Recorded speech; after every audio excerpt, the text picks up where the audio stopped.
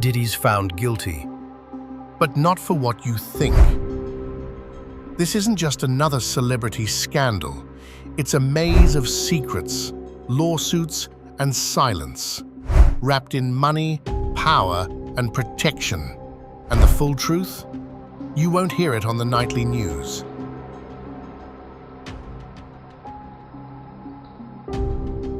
In July 2025, music mogul Sean Diddy Combs was convicted of transporting women across state lines for illegal sex acts, a serious federal offense. But here's what most headlines skipped. He was also facing charges for sex trafficking and racketeering. Charges that came with decades-long sentences, and yet he walked free from those. Why? The case didn't start in court. It began in 2023 with Cassie Ventura's explosive lawsuit, a civil claim that shook the industry. What followed was silence, not just from Diddy, but from artists, influencers, and brands. That silence was loud, and by 2024, it cracked, leading to federal raids, media leaks, and a scandal too big to ignore. In March 2024, Federal agents raided Diddy's homes in Los Angeles and Miami. What they uncovered was chilling: GHB, loaded weapons, sex paraphernalia, surveillance gear. Prosecutors say it wasn't just a party, it was premeditated. A system built for control, fueled by power, and hidden behind fame. They called them freak-off parties. But the evidence suggested something far more calculated and dangerous.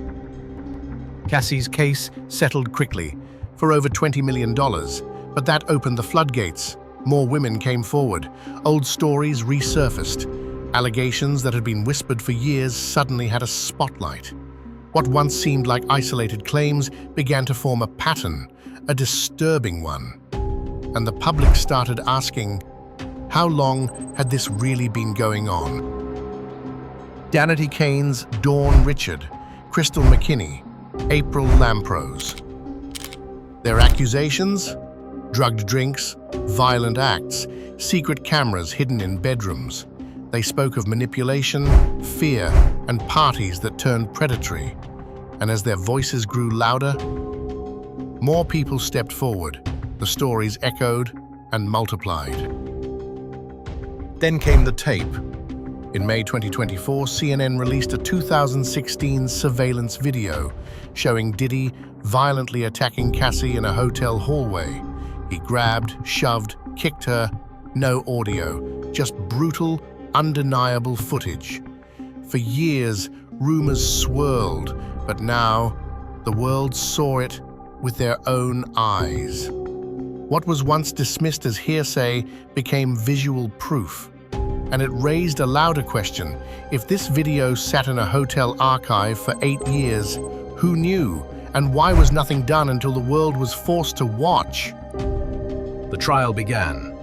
34 witnesses took the stand, from hotel staff to personal assistants to fellow celebrities. Some were trembling. Others came with years of silence finally breaking.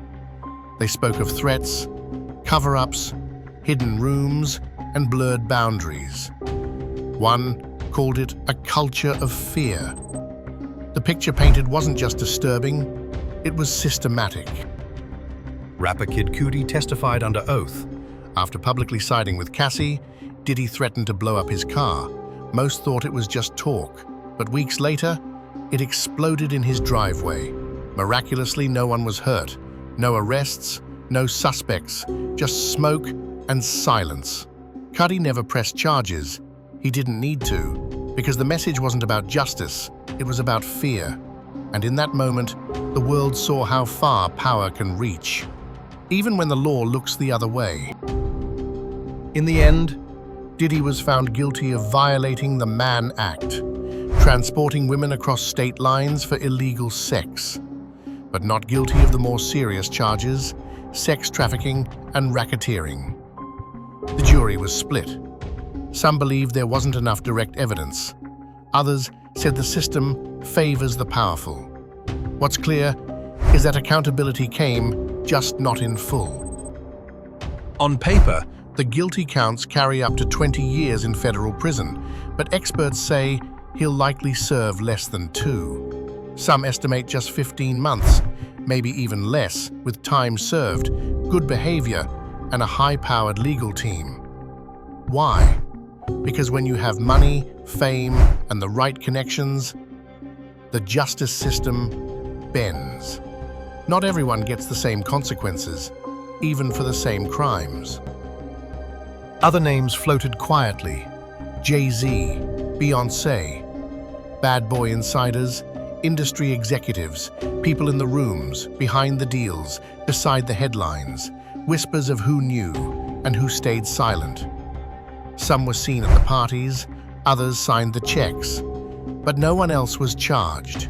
No statements, no accountability, just a long list of power players disappearing into the background. Witnesses described what they called freak-off rooms, dark, soundproof spaces with drugs on tables, red lights, cameras, masks.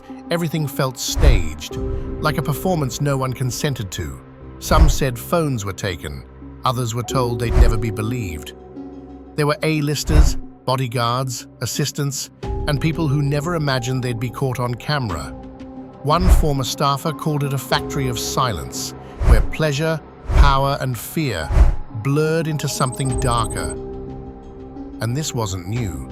Some say the pattern goes back nearly 2 decades, hidden in plain sight, protected by fame, enabled by silence.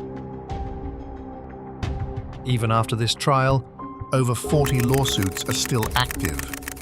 Civil cases from women, men, and even minors. Some claim emotional abuse, others allege surveillance, blackmail, or forced silence. And it's not stopping. New filings appear almost every month. The legal system may be slow, but the voices, they're getting louder. This story isn't over. Sentencing comes soon. More celebrities could be exposed, because when power protects silence, truth becomes the loudest threat. Subscribe for weekly videos that turn pop culture scandals, and yes, even crimes, into real-life strategies for individuals, professionals, and entrepreneurs. Because every downfall has a lesson. And every lesson, if you're willing to listen, can help you lead, live, and grow.